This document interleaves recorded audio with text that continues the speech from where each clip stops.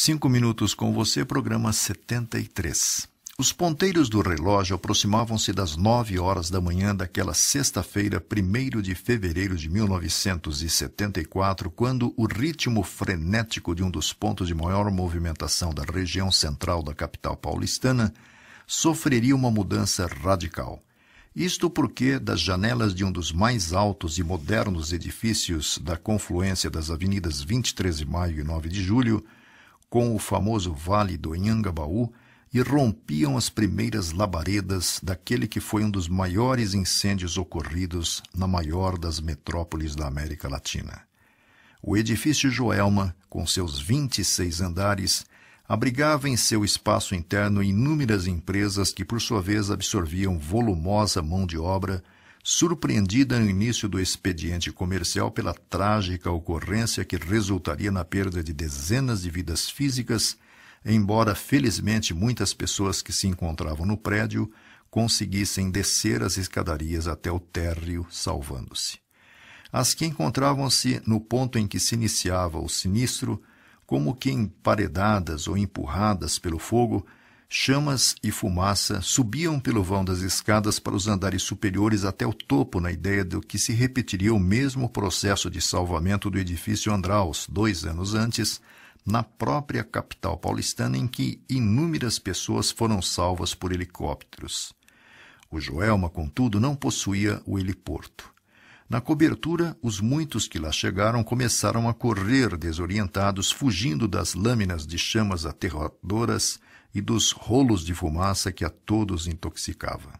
No desespero por salvar-se na confusão generalizada, corpos eram pisados ou quais tochas vivas impiedosamente carbonizados. Alguns, no misto de dor e desespero, pularam da altura para estatelar-se no chão perto do povo que, assustado, acompanhava a tragédia entre atônito e inerme. Oficialmente, 188 pessoas morreram em consequência do incêndio e mais de 300 ficaram feridas com maior ou menor gravidade. Dentre as vítimas fatais, 2 ressurgiram meses depois através do médium Chico Xavier, já que, em épocas diferentes, familiares dos mesmos se dirigiram a Uberaba na ânsia de obter do médium algum tipo de informação ou esclarecimento sobre a tragédia. Não eram seguidores do espiritismo, tendo crescido sob a orientação do catolicismo, ao qual seguiam dentro do convencionalismo da maioria. A primeira iniciativa foi da mãe de Volquimar Carvalho dos Santos, desencarnada com apenas 21 anos.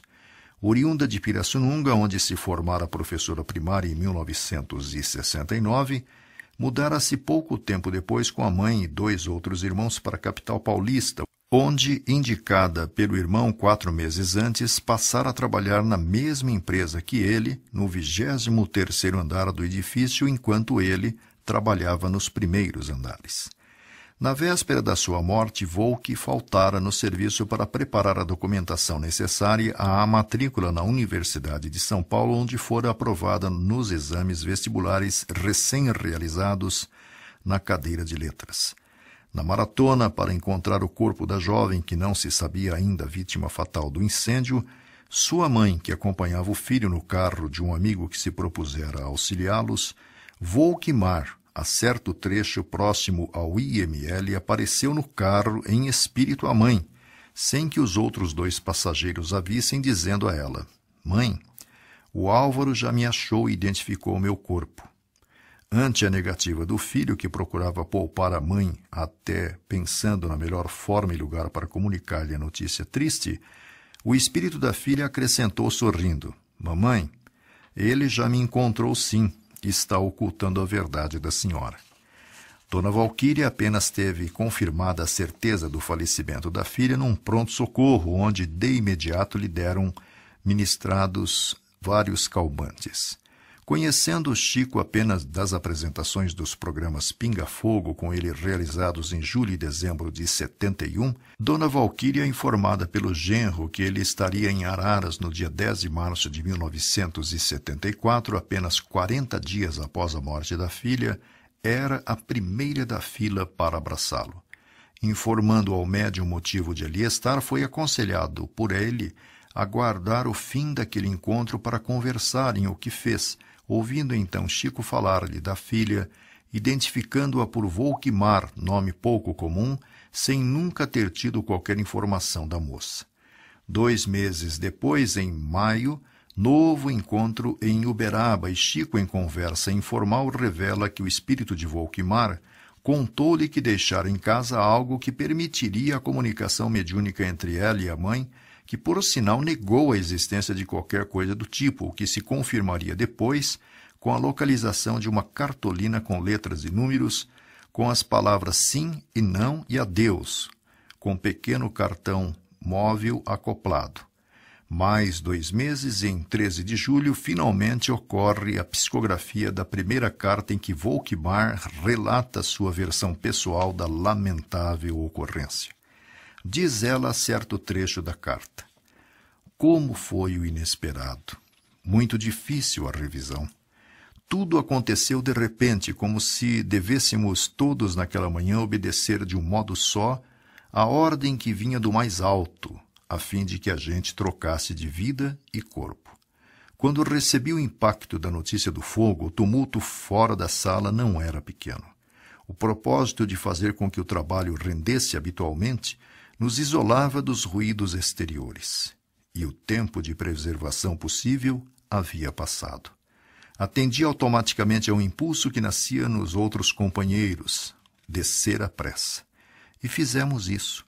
Elevadores não mais podiam aguardar-nos. A força elétrica sofrera a queda compreensível.